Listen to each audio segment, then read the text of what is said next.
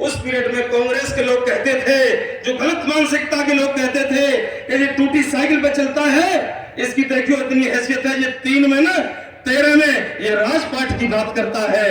लेकिन जब जाकर के साथियों, जब दिल्ली में कॉन्फ्रेंस हो रही थी, जब मानवर काशीराम साहब ने मीडिया के माध्यम से अपनी बात रखी और कहा कि कह दो मीडिया वालों उन कांग्रेस के लोगों से, उनसे कह दो उनकी मानसिकता से, कहते थे कि ये 3 में 13 में काशीराम आज इसके देश की सबसे बड़ी पंचायत लोकसभा में 3 में बैठा है, उस देश के सबसे बड़े सूबे उत्तर प्रदेश की सबसे बड़ी पंचायत विधानसभा में बैठा है 13 में। प्रकृति ने भी साथ दिया। सम्मानित साथियों, कारवां बढ़ता गया, आगे का मंजर आप लोगों ने देखा है उसमें। और आज 1800 करोड़ रुपए किस में लग रहे हैं आप लोग देख रहे हैं। सबसे पहले बहन जी ने सबसे बड़े मंदिर बनवाए जिसका नाम है शिक्षा के मंदिर, जिसका नाम है शिक्षा।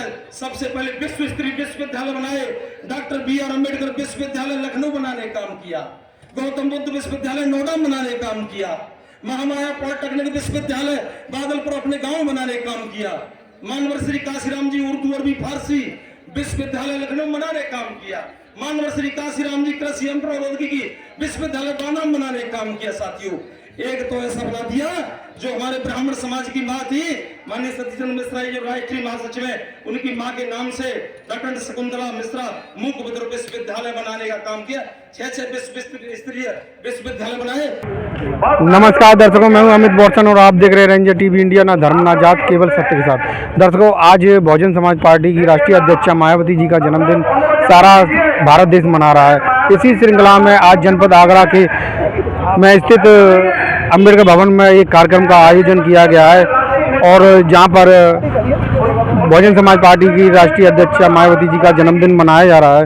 और इस कार्यक्रम की झलकें आपको हम अपने चैनल के माध्यम से दिखाने जा रहे हैं और आपको हमारा आज का जो न्यूज़ या ये कार्यक्रम हमारे चैनल के द्वारा जो दिखाया जा रहा है आपको पसंद आए तो हमारे चैनल को सब्सक्राइब जरूर करें, लाइक करें, शेयर करें, कमेंट करें, जिससे कि हमारा चैनल आगे बढ़ सके और हम अपने देश की सेवा कर सकें और आगे बढ़कर अपने देश की जो जितनी भी समस्याएं हैं उनको सरकार के समक्ष उजागर कर सकें और उनका निवारण करा सकें।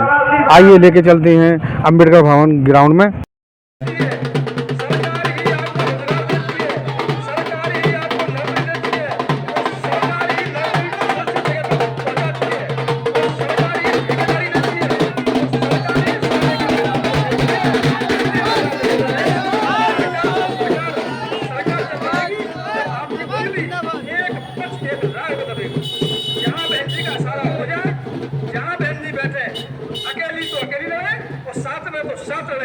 जहां आपकी उंगली दबेगी वही बहन जी का जन्मदिन असली है।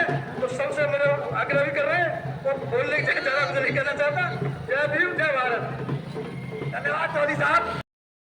डॉक्टर यशपाल जी से कहूंगा कि मंच पर अपना स्थान ग्रहण करें तथा बंटी माहौल जी जो हमारे जिला योजना समिति के सदस्य भी हैं और पार्षद भी हैं, वो भी मंच पर अपना स्थान ग्रहण करें।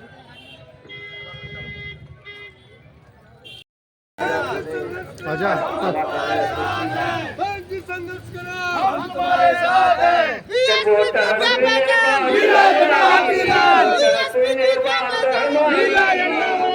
अरे भैया बहना मेहतारी वोट देना हाथी के, वोट देना हाथी के निशान पे, अरे हम जान भी देंगे बाबा तेरे नाम पे।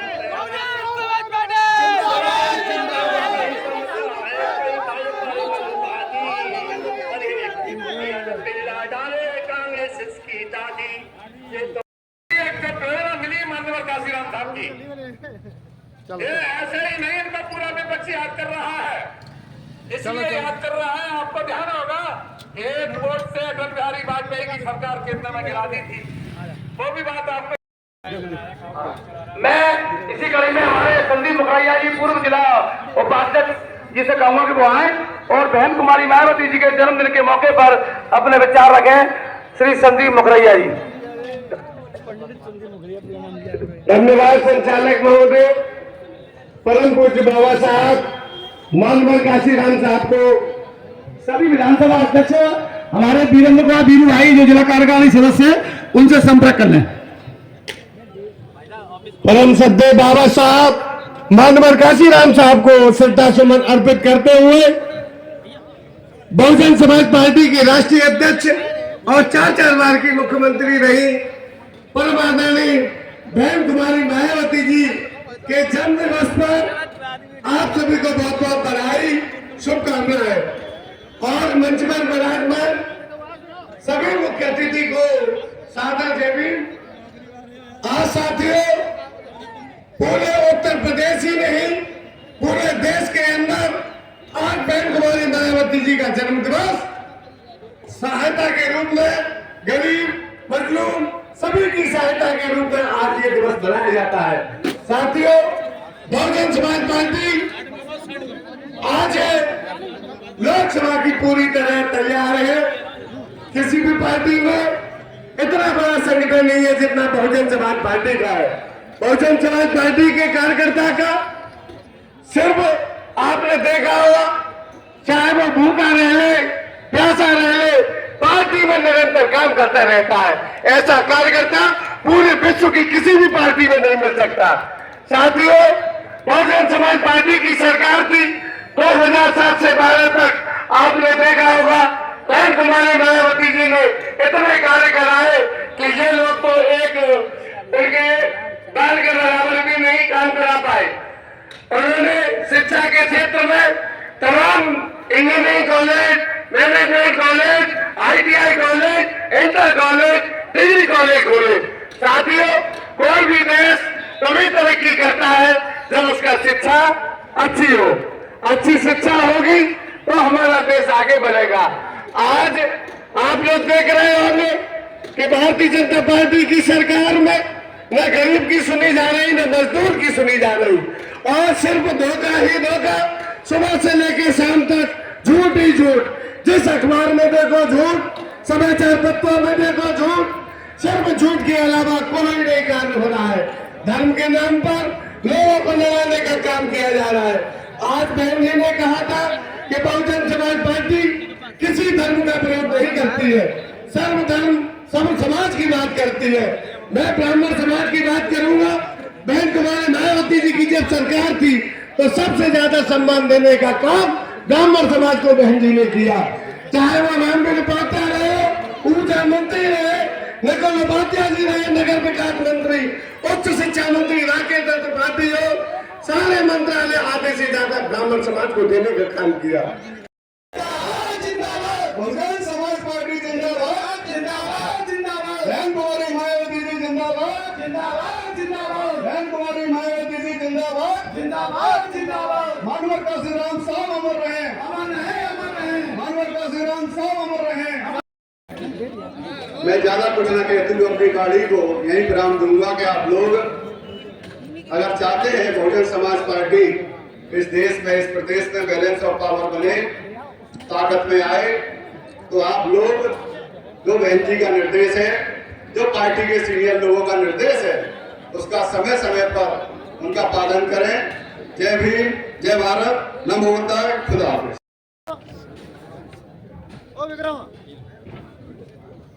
आगे मत बढ़ो यार, थोड़ा पीछे आओ ना, आराम से बढ़ो।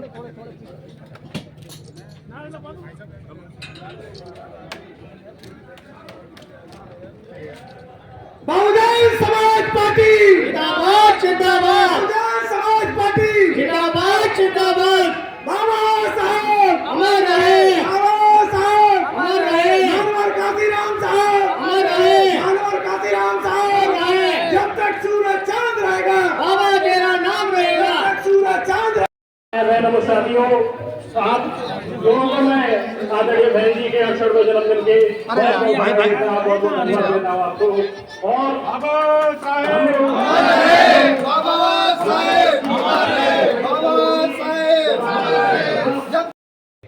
जन्मदिन के मौके पर सबसे पहले तो सभी मेरे यहाँ आए हुए साथियों को, मेरी बहनों को और मेरे क्रांतिकारी युवा साथियों को, सबको मैं बधाई और शुभकामनाएं देता हूँ।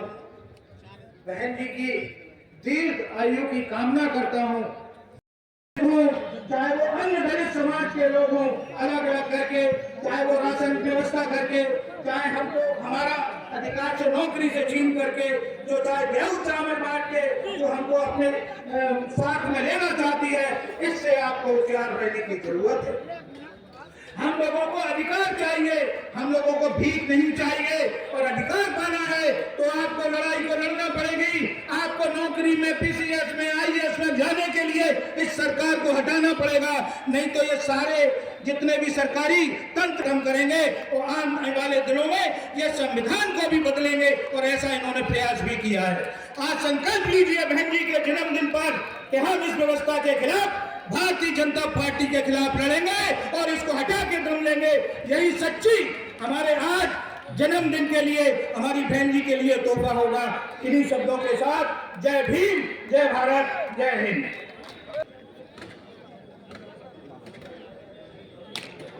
उत्तर विधानसभा के साथी तैयार हैं।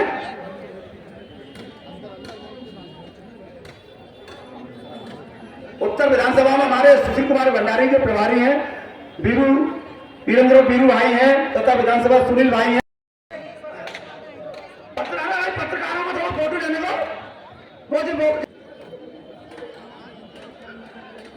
सभी पार्षद पत्रियों को भी निवेदन है, वो भी इस विधानसभा के बाद हमारे सत्यम सिंह जी वो अपना माननीय मुख्यमंत्री जी का इतना बड़ा योगदान रहा। सम्मानित साथियों, बात आगे बढ़ती गई और सन 1984 में ही चुनाव होने थे सम्मानित साथियों लोकसभा के। उसमें बहन कुमारी मायावती जी को मौका मिला। कैराना लोकसभा सीट से बहन कुमारी मायावती जी चुनाव लड़ी। और जब चुनाव लड़ने के लिए कोई साधन नहीं थे, आज तो उन्हीं की बदौलत अच्छी गाड़ियों में घूम रहे हैं, अच्छे कपड़े पहन रहे हैं। ये हमारी औकात नहीं थी साथियों। मेरे युवा साथी सुन लें, कहते थे कि बहन जी ने कुछ नहीं किया, लेकिन उस पीरियड में माननीय बहन जी ने कहा, काशीराम साहब हमारे पास वाहन भी नहीं है इतने, वो लोग हेलीकॉप्टरों से और एमिस्टर से इनसे प्रचार कर रहे हैं, उन्होंने कोई चिंता मत करिए। तो ऐसा दौर था, उन्होंने 5 यानी जो रेडी होती है, ठेले होते हैं, वो मंगवाए और उन पर कपड़ा नीला बिछवा करके और तोरे लगा करके चल दिए और पीछे नहीं हटे, प्रचार शुरू किया। 46,000 वोट लेकर के आई बहन कुमारी मायावती, लेकिन यानी जीती नहीं साथियों। लेकिन उन्हें हार नहीं मानी, फिर चलता रहा। जब काशीराम साहब से कहा कि काशीराम साहब हम कैसे टक्कर लेंगे, कोई बात नहीं, 46,000 लोग जुड़ गए। सन 1985 में फिर उपचुनाव हुआ सम्मानित साथियों। बहन कुमारी बिजनौर से बहन जी को 76,000 वोट मिले, लेकिन कामयाबी फिर नहीं मिली सम्मानित साथियों। इसी के चलते फिर तीसरी बार 87 में साथियों फिर मौका मिला, हरिद्वार से मौका मिला, लेकिन कामयाबी फिर नहीं मिली सम्मानित साथियों, क्योंकि कामयाबी चढ़ती जा रही थी। जो हार नहीं मान रही थी बहन कुमारी मायावती साथियों। 1,36,350 वोट मिला, लेकिन जीत से दूर थी साथियों, लेकिन हार नहीं मानी। इसी का नाम तो आरएल लेडी कहते हैं। फिर जाकर के 89 में फिर मौका मिला सम्मानित साथियों, वो बिजनौर से मिला सम्मानित साथियों, मौका मिला। 1,90,000 वोट लेकर के आई और बहन कुमारी मायावती पहली बार लोकसभा में पहुंचने का काम किया सम्मानित साथियों। हरभजन सिंह लाखा पंजाब से जीते, रामकृष्ण यादव आजमगढ़ से जीते, सम्मानित साथियों 3 हमारे सांसद जीत करके आए और 13 हमारे विधायक जीत करके आए थे साथियों। जब माननीय काशीराम साहब एक टूटी साइकिल पर चलते थे और जब नारा लगाते थे कि जो जमीन सरकारी है वो जमीन हमारी है, तो उस पीरियड में कांग्रेस के लोग कहते थे, जो गलत मानसिकता के लोग कहते थे कि ये टूटी साइकिल पे चलता है, इसकी देखियो इतनी हैसियत है, ये 3 में ना 13 में ये राजपाट की बात करता है। लेकिन जब जाकर के साथियों, जब दिल्ली में कॉन्फ्रेंस हो रही थी, जब माननीय काशीराम साहब ने मीडिया के माध्यम से अपनी बात रखी और कहा कि कह दो मीडिया वालों उन कांग्रेस के लोगों से, उनसे कह दो उनकी मानसिकता से, कहते थे कि ये 3 में 13 में काशीराम आज इसके देश की सबसे बड़ी पंचायत लोकसभा में 3 में बैठा है, उस देश के सबसे बड़े सूबे उत्तर प्रदेश की सबसे बड़ी पंचायत विधानसभा में बैठा है 13 में। प्रकृति ने भी साथ दिया सम्मानित साथियों, कारवां बढ़ता गया। आगे का मंजर आप लोगों ने देखा है। आज बताना चाहूंगा, हमारे लोग कहते थे उस पीरियड में युवा कहते हैं कि बहन जी ने रोड पे नहीं करती, और कोई नहीं कहता, खास करके मेरे समाज के लोग हैं और मेरे युवा हैं वही कहते हैं। लेकिन बताना चाहूंगा, हम जैसे कोऑर्डिनेटर किस लिए बना रखते हैं, उम्र का तकाजा होता है। 91 का चुनाव है, तमाम ऐसे सीनियर साथी थे, उसमें बुलंदशहर गए थे, बहन जी ने इसी तरीके से रोड पर दौड़ करके वो लड़ाई लड़ी थी, बैलेट पेपर लूटे जा रहे थे, डीएम से छीना झपटी हुई थी, दौड़ रही थी बहन जी। ये बहन जी ने ये काम किया था। इतना ही नहीं, बहन जी जेल भी गई थी उसी घटना में, राष्ट्र को लगी थी। सम्मानित साथियों, आज मेरे युवा पढ़ते नहीं है, सोचते नहीं है, कुछ ही लोगों के बातों में आ जाते हैं और जय जय जय जय जय भीम उन लोगों की बात में आकर के भटक जाते हैं। जब सम्मानित साथियों बुलंदशहर से बहन जी को नैनी जेल इलाहाबाद ले जाया रहा था, उसमें बहन जी की हत्या करना चाहता था, पुलिस के लोग थे, वो दरोगा था, लेकिन उसी गाड़ी में कुछ छुट्टी से जा रहे थे, आर्मी के जवान थे। सम्मानित साथियों, बहन जी चिल्ला पड़ी, उन्होंने कहा था कि आर्मी के जवानों, भाइयों मुझे बताओ, मुझे बचाओ, ये दरोगा मेरी हत्या करना चाहता है। सम्मानित साथियों दौड़ करके आए और बहन जी को बचाया, वहां तक पहुंचाने का काम उन लोगों ने किया। सम्मानित साथियों, ऐसा योगदान दिया है बहन कुमारी मायावती जी ने। मेरे युवा साथी सुन ले सम्मानित साथियों। इतना ही नहीं साथियों, आगे कारवां बढ़ता गया। आप लोगों ने देखा है सम्मानित साथियों, बहन कुमारी मायावती ने जिनको मुख्यमंत्री बनाया 93 में समाजवादी पार्टी के लोगों को, माननीय मुलायम सिंह यादव जी को मुख्यमंत्री बना दिया। बनाते समय मानवर काशीराम साहब और बहन कुमारी मायावती जी पास खड़े थे। कहा था मुलायम सिंह जी, हम आपको इसलिए इस प्रदेश की कुर्सी पर बैठा रहे हैं कि हमारे जितने भी दुखी परेशान जो लोग हैं हमारे समाज के, उनके साथ सदियों से पहले से जुल्म और अत्याचार होते चले आए हैं। तो मैं ये चाहूंगा, मानवर काशीराम साहब ने कहा और माननीय बहन जी ने कहा कि हम ये चाहेंगे कि उनकी सुरक्षा की, जान मान की सुरक्षा की गारंटी आपको लेनी होगी। लेकिन माननीय मुलायम सिंह जी खड़े नहीं उतरे और बड़े पैमाने पर सम्मानित साथियों दलितों के साथ में अत्याचार शुरू हो गए। साथियों, कई घटना चित्रकूट में हुई। जब बहन जी को, मानवर काशीराम साहब को पता पड़ा, जब उन्होंने कई बार उनको चेताया कि माननीय मुलायम सिंह जी आप समझ जाइए, ये ठीक नहीं है, लेकिन नहीं माने, तो उन्होंने अपनी आपातकालीन बैठक अपने विधायकों के साथ में बुला ली, वीवीआईपी गेस्ट हाउस बुला ली। उन्होंने समर्थन वापस ले लिया, उनकी सरकार गिरा दी, क्योंकि आप सरकार के लायक नहीं है। अन्य लोगों ने भी, दल के लोग थे, वो बहन जी के संपर्क में आए कि हम अब इस प्रदेश का ऐसा कोई पढ़ा लिखा विद्वान, ऐसा मुख्यमंत्री बनाएंगे जिससे सभी जाति धर्म के लोगों की जो जान मान की सुरक्षा और विकास की गारंटी और उनके रोजगार की गारंटी ले सके। और जब ये 4.5 महीने की सरकार बनी तो उस पीरियड में 1,45,000 गुंडों को जेल में भिजवाने का काम किया। जेल में भी जगह नहीं थी। और जब बहन जी कुर्सी पे बैठी थी, जो रह गए थे गुंडे दूसरे प्रदेशों में भाग गए थे। सम्मानित साथियों, हमें ज्यादा बात नहीं करनी चाहिए। यहाँ पर मेरे सभी जाति धर्म के लोग बैठे हैं, पहली नेता है बहन कुमारी मायावती जी, सो सभी जाति धर्म के लोगों का मान और सम्मान करते हैं। सम्मानित साथियों, उन्होंने सबसे पहले बुलाया और बुला करके मानवर काशीराम साहब ने बुलाया, बहन जी को पूछा कि सबसे ज्यादा दुखी परेशान कौन है इस प्रदेश के अंदर, उनके बारे में बताएं। तो उन्होंने कहा था यही दलित पिछड़े हैं। लेकिन उससे भी ज्यादा जब बहन जी ने सर्वे कराया, देखा था कि आज अगर उनसे भी ज्यादा जुल्म जाति हो रही है और दुखी परेशान है तो वो है हमारे मुस्लिम समाज के लोग। कुछ परसेंट इतने दुखी परेशान है कि जिनका जवाब नहीं। तो उन्होंने कहा कि इनका क्या इलाज है, कारण क्या है, कि अशिक्षिता का, पढ़ाई लिखाई की तरफ ध्यान नहीं देते। तो फिर मानवर काशीराम साहब ने बहन कुमारी मायावती जी से कहा कि इसका तोड़ निकालिए, इलाज क्या है। तो जब पहली 95 सरकारों में बहन जी ने कहा था कि इनका वजीफा चालू करवाओ, इनकी जो माएँ हैं पहले लोम में बच्चों को धीमे धीमे भेजेंगी, धीमी धीमी आदत पड़ जाएगी और जो अपनी यानी अच्छाई बुराई समझेंगे, पढ़ेंगे लिखेंगे, यानी वकील बनेंगे, डीएम बनेंगे, कलेक्टर बनेंगे और जो फौज में जाएंगे, पुलिस में जाएंगे। इतना ही नहीं सम्मानित साथियों, आज तक कभी भी कोई अल्पसंख्यक कल्याण मंत्रालय नहीं था, ये भी बहन जी ने करने का काम किया। साथियों, आज जिसकी जितनी संख्या भारी उसकी उतनी हिस्सेदारी के नारे को लेते हुए सम्मानित साथियों आगे बढ़ती गई। सम्मानित साथियों, इसी तरीके से शिक्षा के क्षेत्र में सबसे ज्यादा जोर दिया।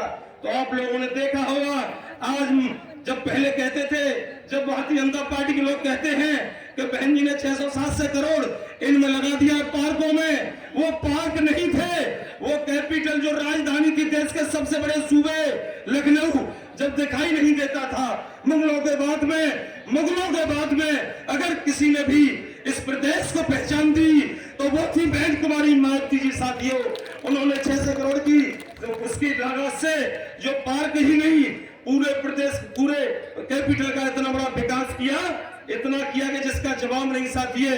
तो सम्मानित साथियों, उसमें और आज 1800 करोड़ रुपए किस में लग रहे हैं आप लोग देख रहे हैं। सबसे पहले बहन जी ने सबसे बड़े मंदिर बनवाए जिसका नाम है शिक्षा के मंदिर, जिसका नाम शिक्षा। सबसे पहले विश्व स्तरीय विश्वविद्यालय बनाए, डॉक्टर BR अम्बेडकर विश्वविद्यालय लखनऊ बनाने का काम किया, गौतम बुद्ध विश्वविद्यालय नोएडा बनाने का काम किया, महामाया पॉलिटेक्निक विश्वविद्यालय बादलपुर अपने गांव बनाने का काम किया, मानवर श्री काशीराम जी उर्दू अरबी फारसी विश्वविद्यालय लखनऊ बनाने का काम किया, मानवर श्री काशीराम जी कृषि एवं प्रौद्योगिकी विश्वविद्यालय बानाम बनाने का काम किया। साथियों, एक तो ऐसा बना दिया जो हमारे ब्राह्मण समाज की मां थी माननीय सतीचंद्र मिश्रा जी जो राष्ट्रीय महासचिव है, उनकी मां के नाम से डॉक्टर शकुंतला मिश्रा मूक बधिर विश्वविद्यालय बनाने का काम किया।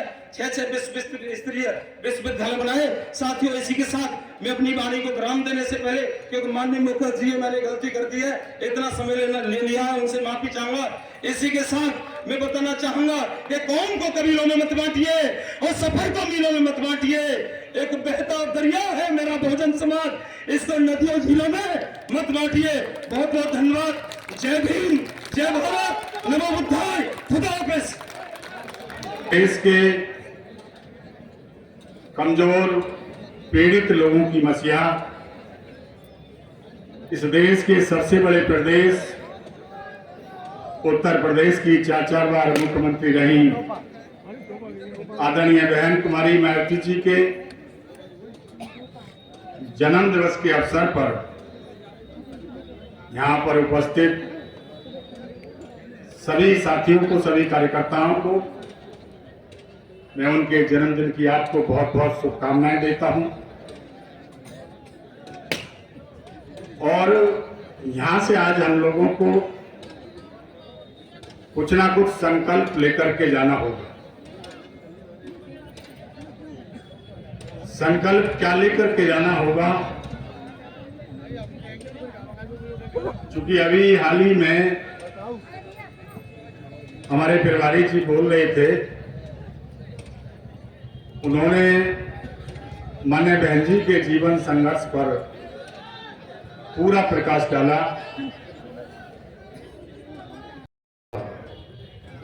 कि हमारे नेता आदरणीय बहन कुमारी मायावती जी इस देश की सबसे पहली ऐसी नेता है जो इस देश में सबसे ज्यादा ताकत है। उनसे ताकतवर कोई नेता नहीं है। और इसका सबूत आज आपके सामने है। इस देश में 2 गठबंधन है जो अभी ताजा हुए, एक एनडीए, एक इंडिया, और दोनों के हाथ इस तरीके से हैं, किसके सामने? बहन जी के सामने। वो जानते हैं कि बहन जी एक ऐसी ताकत है जिसे चाहेंगे इस देश की कुर्सी पर बिठा देंगे, जिसे चाहेंगे उतार देंगे, लेकिन बहन जी अपने हिसाब से खुद करेंगे। कितना जीवन उनका संघर्ष पर रहा है। बहुत सारे साथियों ने अपनी अपनी बात रखी। आदरणीय बहन जी ने शुरू से ही बहुत संघर्ष किया, पूरी तरीके से हमारे लिए समर्पित है, इस मिशन के लिए समर्पित है। कोई उंगली नहीं उठा सकता उनके बारे में। पूरा अपना जीवन इस मिशन के लिए उन्होंने समर्पित कर दिया। इस देश में रहने वाले इन कमजोर, मजलूम, बेसहारा लोगों के लिए, दलितों के लिए, पिछड़ों के लिए, मुसलमानों के लिए, अपर कास्ट के गरीब भाइयों के लिए पूरा जीवन समर्पित कर दिया। कई बार चुनाव लड़ी, हार गई। मैं थोड़ी सी बात बता रहा हूं उनके बारे में कि कितनी समर्पित है।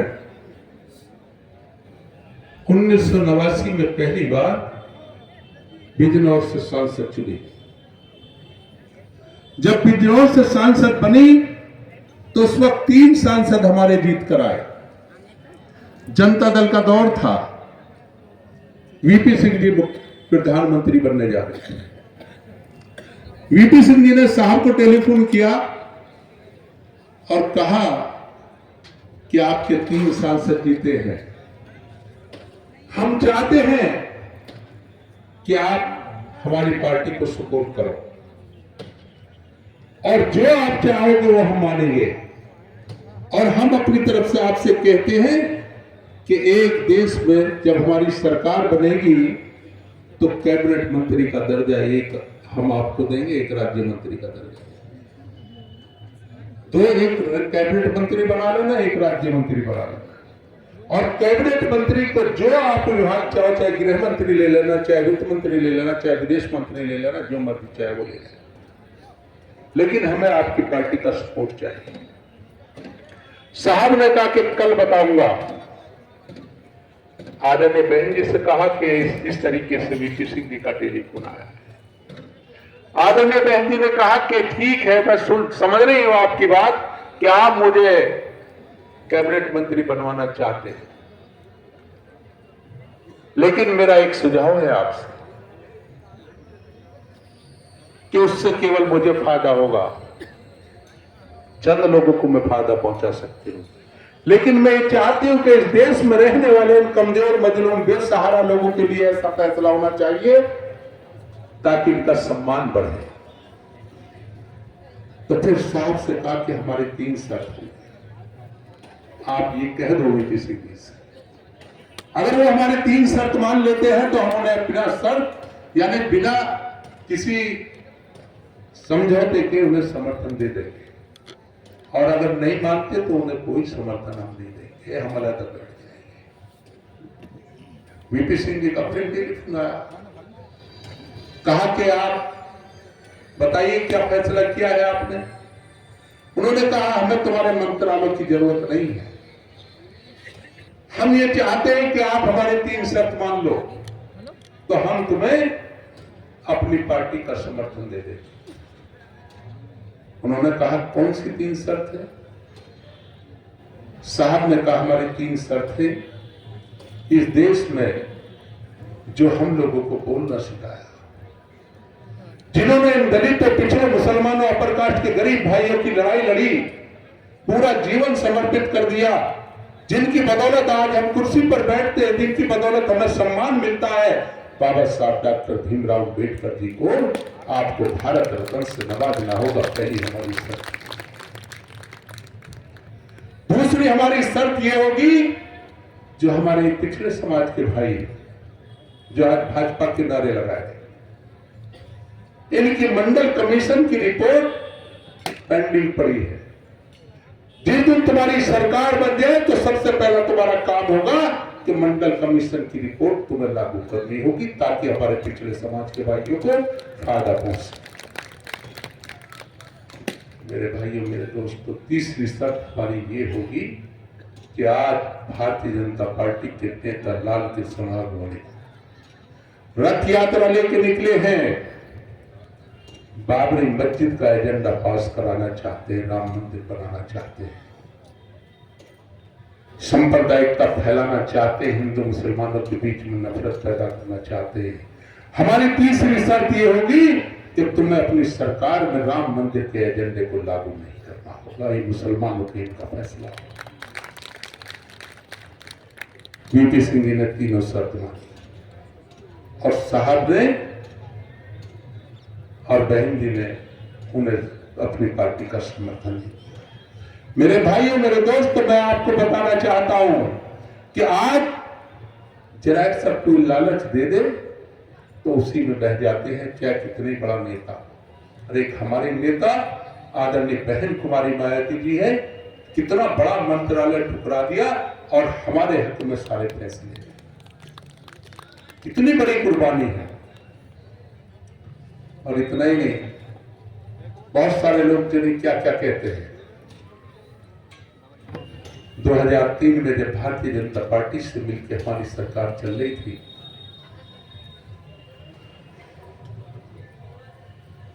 तो भारतीय जनता पार्टी के कुछ नेता आदरणीय बहन जी के पास पहुंचे, कहने लगे बहन जी सरकार बहुत बढ़िया चल रही है, सब लोग खुश हैं, हमारे लोग भी खुश हैं और हम ये चाहते हैं कि आप हमेशा हमेशा उत्तर प्रदेश की मुख्यमंत्री बने, लेकिन हमारी एक शर्त है कि पार्लियामेंट का चुनाव आने वाला है, आप पार्लियामेंट के चुनाव में हमें सपोर्ट करो और हमेशा हमेशा मुख्यमंत्री बनी रहो।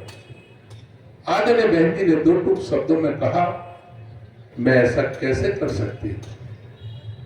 ये हमारी पार्टी एक मिशन है जो हमारे महापुरुषों के खून से सींचा हुआ पौधा है।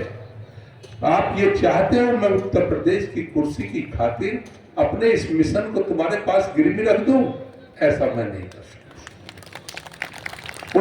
बहन जी ने वो काम करके दिखाया, विरोधी पार्टी क्यों चिल्लाती थी कि स्मारक बना रही है, पार्क बना रही है, इतने बड़े बड़े फैसले ले रही है, और इन विरोधी पार्टियों ने क्या करा, चाहे सपा के लोगों चाहे भाजपा के लोगों, नाम बदलने शुरू कर दिए। अरे ये नाम ही तो बदल सकते हैं, लेकिन इस चीज को नहीं मिटा सकते कि किसने बनाया है। ये बहन जी ने बनाया है, इसे कभी हजारों हजारों साल में नहीं मिटा सकते। और ये जो स्मारक पार्क बनाए हैं, ये इन कमजोर मजलूम बेसहारा लोगों के मसीहाओं के नाम से बनाए, इतिहास कायम कर दिया। हम रहे ना रहे, तुम रहो ना रहो, बहुजन समाज पार्टी रहे ना रहे, लेकिन ये हजारों हजारों साल इतिहास बना दिया बहन जी ने, ये हमेशा जिंदा है। कितना बड़ा काम किया है आप अंदाजा नहीं लगा सकते।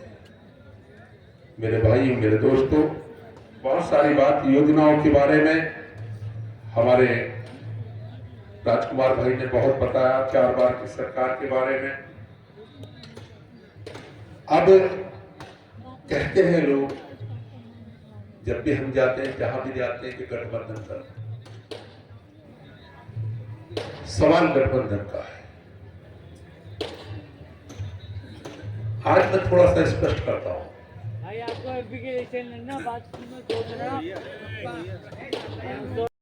समझ लो, हम लोगों की तो वोट मिल जाती है सबको, हमें कोई वोट नहीं देता।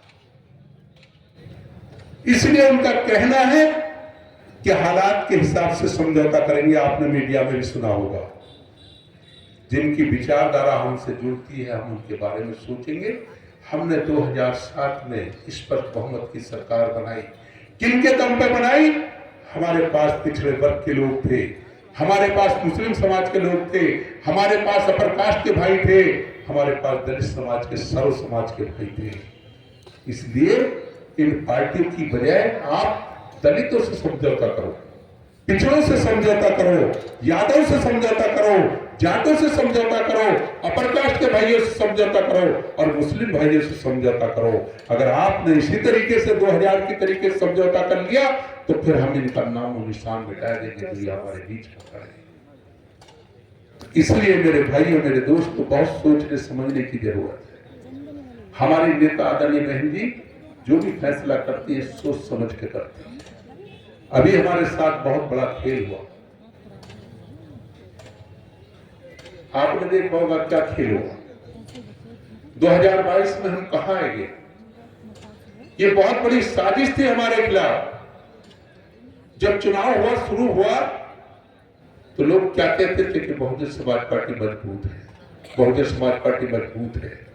भारतीय जनता पार्टी की सरकार थी, भारतीय जनता पार्टी जानती थी अगर बहुजन समाज पार्टी मैदान में रही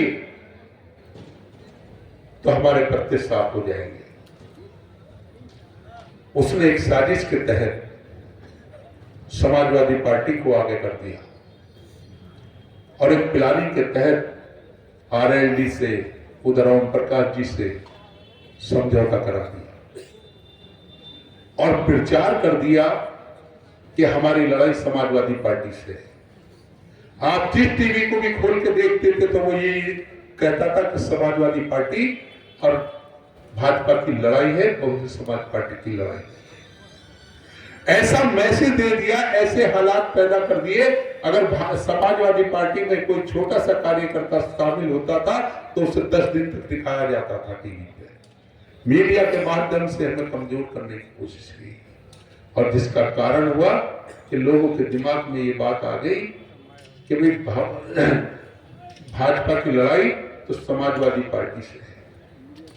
लोगों ने ये तय कर लिया कि भारतीय जनता पार्टी को जो लोग हराना चाहते थे, चाहे वो मुस्लिम समाज के भाई थे, चाहे वो पिछले समाज के भाई थे, चाहे वो अगले समाज के भाई थे, उन्होंने ये तय कर लिया कि भाजपा को हराना है तो समाजवादी पार्टी को।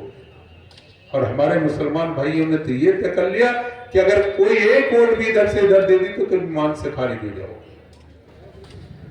और इतनी भारी तादाद में वोट दिया, हमें छोड़ गए। जो हमारे प्रत्याशी, बड़े बड़े मजबूत प्रत्याशी थे, जो ये कहते थे कि 20-25 हजार वोट तो हमारा मुसलमानों का हमारे साथ है, उनके रिश्तेदारी बाकी बचे सारे के सारे चले। और नतीजा क्या निकला? जब रिजल्ट आया तो भारतीय जनता पार्टी की हुकूमत बन गई। मेरे भाइयों, मेरे दोस्तों, इतनी ताकत के साथ वोट दिया कि भारतीय जनता पार्टी की हुकूमत, तब भी भारतीय जनता पार्टी की हुकूमत बन गई। तो फिर उन्होंने सोचा अगर ये वोट हम बहुजन समाज पार्टी को दे देते तो भारतीय जनता पार्टी की हुकूमत कभी नहीं। आज वो एहसास कर रहे हैं।